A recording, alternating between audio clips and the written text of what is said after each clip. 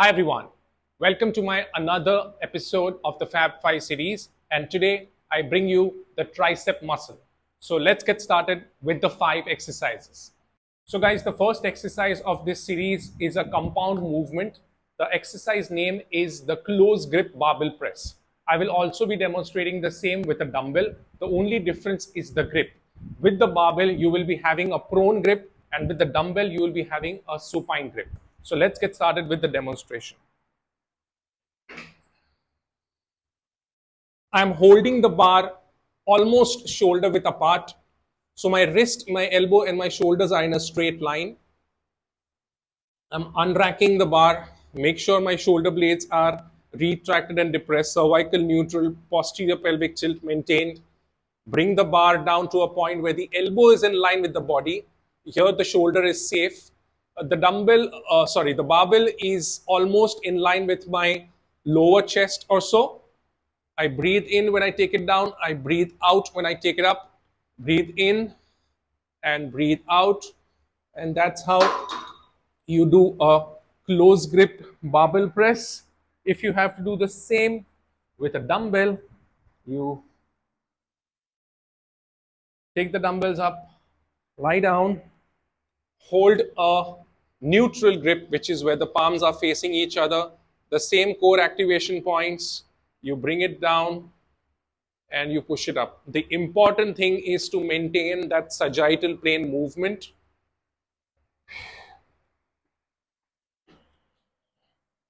So make sure that your shoulder is doing an extension on the way down and flexion on the way up, and your elbow is doing a flexion on the way down and extension on the way up. This is how you do the close grip barbell press for the triceps. The next exercise in our routine is called the skull crushers.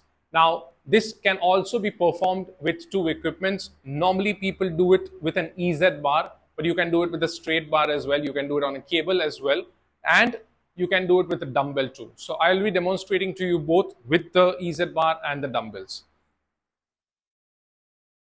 The important thing is where to hold on the EZ bar. Try to hold it somewhat in line with the shoulders. Get into a proper position. So as soon as you lie down supine, all your core activation points should be engaged. Wrist is absolutely neutral, and then you bring the bar down. So your elbows are flexing. Bring the bar around your forehead, and then you extend it up. So if you notice, the bar is almost coming towards your skull, and then you're pushing it up, and hence it is called as a skull crusher. You breathe in when you take your hands down, and when you push it up, you breathe out. If I have to demonstrate to you with a dumbbell, you can do it a bilateral manner or you can do it in a unilateral manner.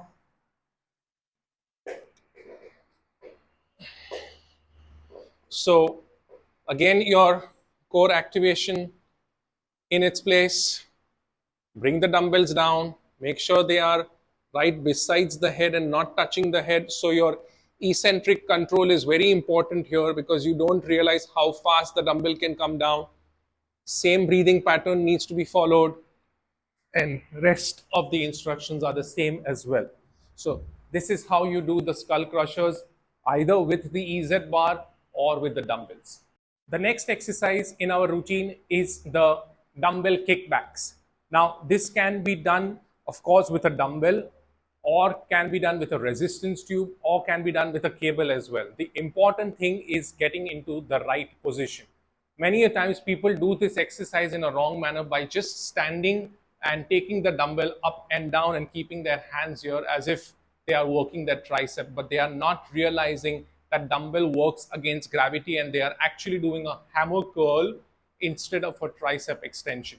So your muscle needs to be aligned against gravity, and for that you need to get into a hip hinge position. So I will be demonstrating to you on the bench. So this is your position. Take the elbow up in line with your shoulder and then just take the dumbbell back and bring it down. So if you notice, only and only my elbow joint is working. So my elbow is extending against gravity and flexing towards gravity. That's where my tricep is working. If I have to do it with more of a core activation, I will do it resting my other hand on the dumbbell rack and doing the same movement. If you notice, the position of the exercise is more challenging than the actual exercise, because the actual exercise is just a single joint movement, which is an elbow extension. But getting into the position, exposing that muscle against gravity is the important or the key factor in this exercise. This is how you do the dumbbell kickbacks. The next exercise of our routine happens to be a dumbbell overhead extension. Now, I will be performing a seated version of this only for the reason that when you stand and do an overhead extension, when any weight goes more away from gravity, you end up hyperarching your lower back, and that is not activating your core musculature, and that's not a safe thing to do.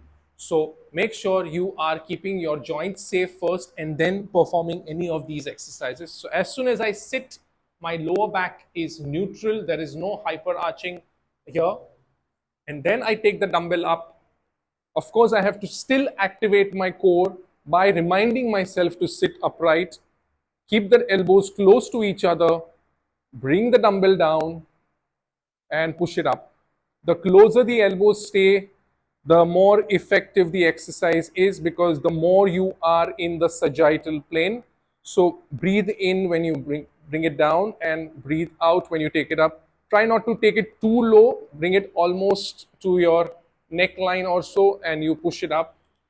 Make sure that you don't lock your joints ever in any of these exercises.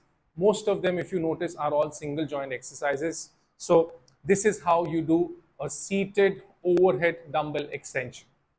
So guys, the next and the last exercise for today happens to be a cable extension. Now, you can do it with a straight bar or you can do it with a rope. The important thing is how you do that particular exercise. So the position is really important. The grip is also important. If you're holding a bar, then of course it is supposed to be a prone grip.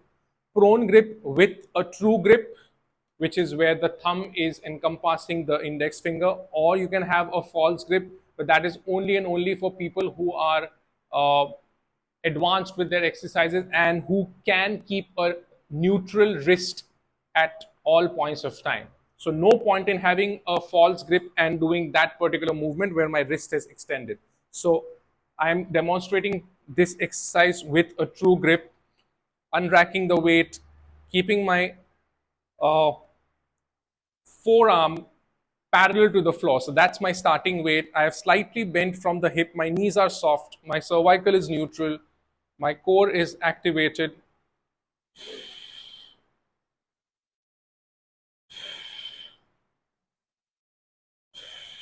If you notice, I'm breathing out on the way down and I'm breathing in on my way up. Many times people cannot control this and they let this thing shoot up, which is eventually going to pull your elbow up, and that is going to divide the weight between your shoulder and your tricep rather than just being on the tricep.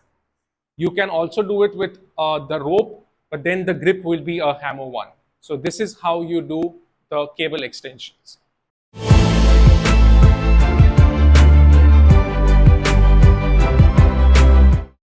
So guys, these were the 5 exercises for the triceps. The first one was a compound movement. Apart from that, most of the other ones were a single joint movement, though the other joint was involved in just getting into the position. So please try these exercises. And as I have mentioned earlier, you can pick and choose either 2 or 3 exercises from these, or 4, depending upon what sort of workout routine you are following. And 8 reps, 12 reps, 15 reps, whatever your goal is, 2 sets, 3 sets, depending upon how much time is at your disposal. So until next time, see you soon. Bye-bye.